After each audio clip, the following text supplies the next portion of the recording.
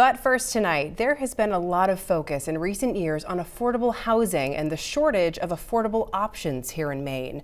The high cost of buying or renting a home, the short supply, is affecting people, businesses, and communities from one end of our state to the other. We will need a lot of solutions, but there are bright spots, including in Rockland, where 207's Don Kerrigan found a whole neighborhood of affordable homes popping up thanks to volunteers. This will be our kitchen. I believe the sink will be right there by that window. What does it mean to be getting your own home? Ginny Millay showed us. And then we have the 2 bedrooms. Bedroom 1, bedroom 2. Ginny and husband Dave say this 2-bedroom house will give them a different life. We're living in a 50-year-old trailer in Thomaston, very small.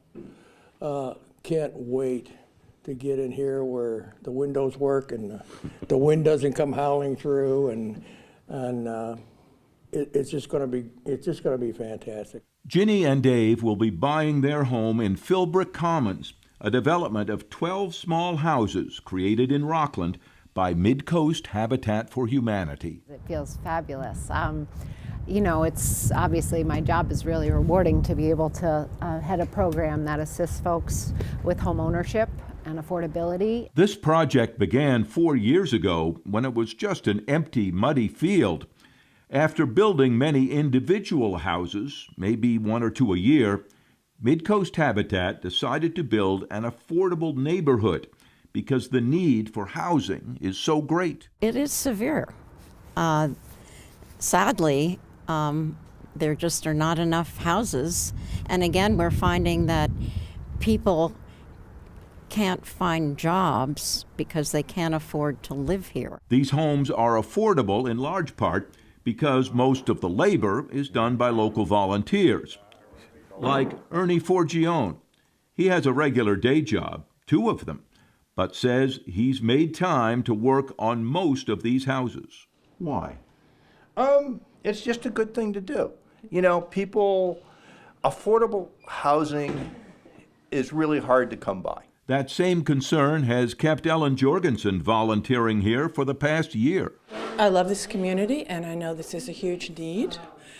I think we all do, and it feels like a really tangible way to support habitat and affordable housing. In fact, Peter Fagand is typically the only paid worker on this job site. He's Habitat's project manager. He says they had a core group of volunteers during COVID and kept on building. Now there are a lot more hands at work.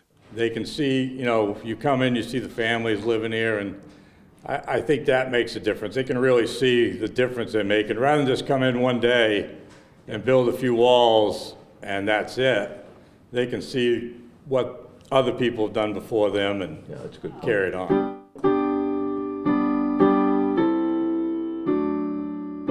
It's made a big difference for Jane Schroeder. The retired church choir and music director was the first to move in. Before that, she worried about affording a place to rent. So I was living in Rockport, and then I started looking around at rents, and you know, I would spend my entire Social Security check on rents, and there would be nothing left over. Now Jane has her own house, shared with Gracie the cat. It's an affordable mortgage and cheap to heat, Jane says.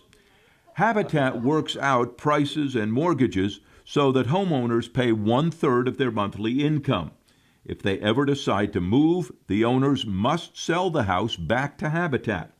And owners are required to give 250 hours of labor as sweat equity on this or another project or other volunteer work. How good is this house for you? Oh, it's wonderful. It's wonderful. So it's definitely God's plan. So That's a nice way I'm to look very at grateful. It. There are people of all ages living here already. Single adults, retirees, parents with kids, and more to come. It's perfect. Yeah, it's really what we want. They are our bank tellers, our insurance agents, our school teachers, our firefighters. In this community, we have retirees as well. And 2 more, Ginny and Dave, will be joining them in a few months.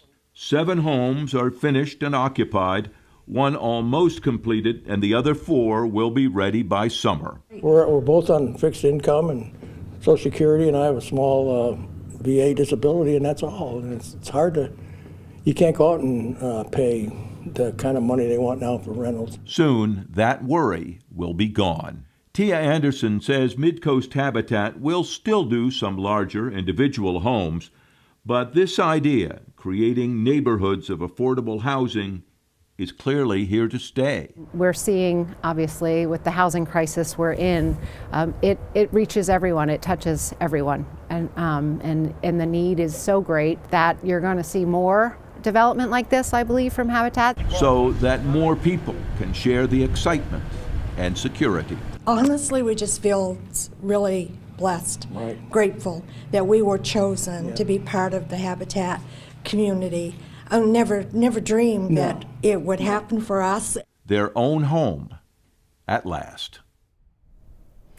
Midcoast Habitat says it's getting ready to start a new project in Rockland in partnership with the Knox County Homeless Coalition that will also feature multiple houses. Some will be rentals for families currently facing homelessness, and others will be built for sale to new Habitat residents like the ones at Philbrook Commons.